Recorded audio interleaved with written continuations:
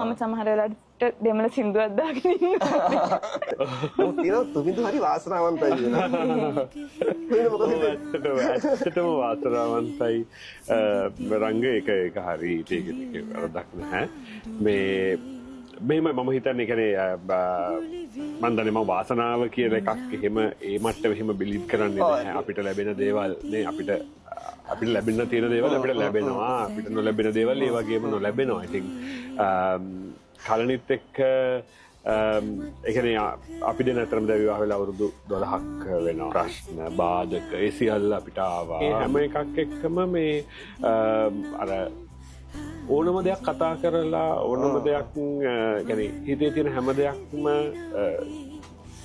කියලා ඉවර කරගන්න පුළුවන්. අපි කියන්නේ අර හිත නිමා ගන්න පුළුවන් මේ සම්බන්ධයක් කියලා කියන්නේ ඇත්තටම ඒ තේරුමෙන් බැලුවොත් ඒක වාසනාවක්. දැන් ගොඩක් තියෙන්නේ හිතේ තියෙන දේ තේරුම් ගන්න සහ තේරුම් ගන්න ගැනීම අපි අහන්නේ මේවා නේද? ඒකනේ ගැටලුව තියෙන්නේ. අන්න ඒකයි.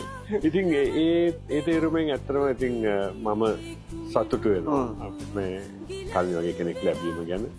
ඉතින් ඔව් මමත් සතුටු වෙනවා මට මෙයා වගේ කෙනෙක් හම්බ වෙච්ච එකට. ඒකට හේතුව මට මං විදිහට ඉන්න දෙනවා.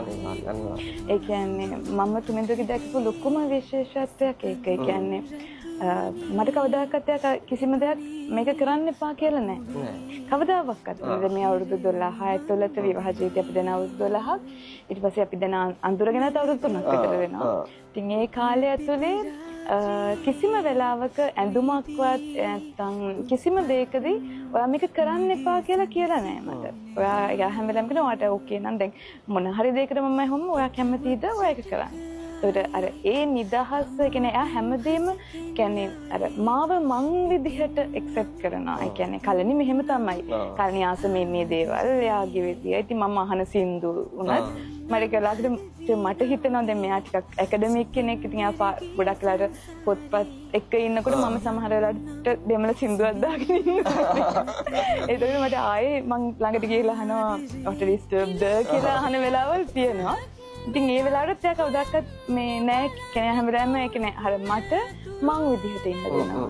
මට ඒක මං හිතන්නේ ගැහණු කෙනෙක්ට ලැබෙන්න ඕන ඒ කියන්නේ ලොකුම බ්ලෙසිං එක විවාහ ජීවිතයක් ඇතුලේ තමන්ට තමන් විදිහට ඉන්න දෙන ලැබෙනවා කියන එක. ඒ කියන්නේ අපි වෙනස් වෙනවා. අපි විවාහ ජීවිතය ඇතුලේදී අපිට බැඳීම් වෙනවා. අපි රෙස්පොන්සිබිලිටිස් තියෙනවා. ඒ ඔක්කොමත් එක්ක අර අපිට නැති වෙන්නේ නැතුව ඉන්න පුළුවන් රිලේෂන්ෂිප් එකක් කියලා කියන්නේ ඒක හරි වටිනවා.